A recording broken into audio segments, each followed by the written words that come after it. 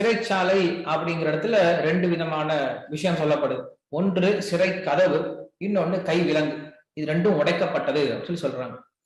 சிறை கதவு அப்படின்னா ரெண்டு கதவு இருக்கும் இல்லையா? ரெண்டு கதவு அப்படிங்கிறது என்ன அப்படின்னா, நான் சுதந்திரமானவன், நான் இந்த உடல் அப்படின்ற எண்ணம். இதுதான் சிறை கதவு. நம்ம இந்த உடல்ல இருக்கிறதுக்கான கதவு என்ன அப்படின்னா இந்த ரெண்டு கதவு தான். இந்த ஆத்மாவானது இந்த உடல் அப்படின்ற சிறையில பந்தப்படுவதற்கான காரணம் என்னது? இந்த ரெண்டு விஷயம் தான். என்னது?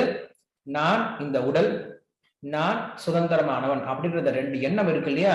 இந்த ரெண்டு எண்ணம் தான் நம்ம என்ன பண்ணுது? இந்த உடம்புல பந்தப்படுத்தி வச்சிருக்கு. இது முதல்ல உடையணும். அதுக்கு அடுத்த விஷயம் என்ன அப்படின்னா, நம்முடைய செயின்ஸ், கையில இருக்கக்கூடிய விலங்கு. அந்த விலங்கு என்ன அப்படின்னா சம்சயம். சம்சயம் அப்படின்னா சந்தேகம்.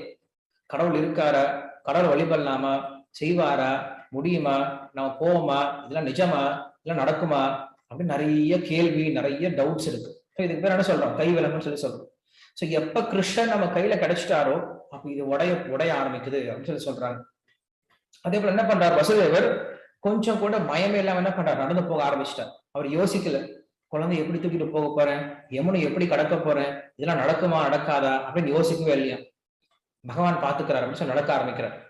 சோ நம்பிக்கை அப்படின்னா இப்படி இருக்கணும். நமக்கு பகவான் மேல இன்னும் முழு நம்பிக்கை வரல. முழு நம்பிக்கை வந்துச்சு அப்படின்னா எந்த ஒரு காரியத்தையும் பக்தி செய்யலையும் என்ன பண்ணுவோம்? ரொம்ப துணிந்து செய்வோம்.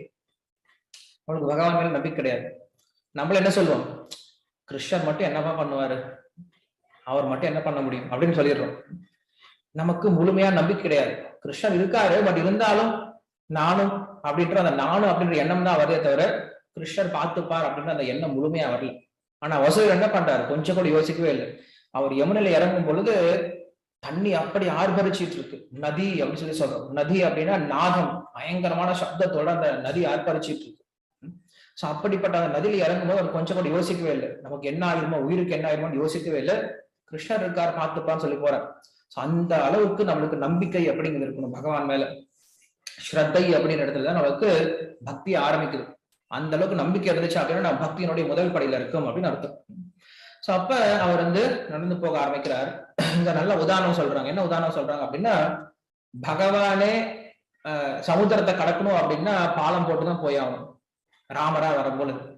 ஆனா ஒரு பக்தன் அந்த நதியை கடக்கணும் அப்படின்னா பாலம் எல்லாம் போட தேவையில்லையா, அந்த நதியை தாண்டி ஈஸியா நடந்து போயிடலாம். சோ இங்க தான் உதாரணம் சொல்ற.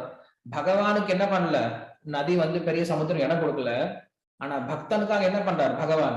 சமுத்திரத்தையே, அந்த நதியை பிரிச்சு கொடுக்கிறார், ரொம்ப எளிமையா கடக்க முடியல. சோ பக்தனுக்கு உண்டான பெருமையை பத்தி இங்க சொல்ல ஆரம்பிக்கிறாங்க.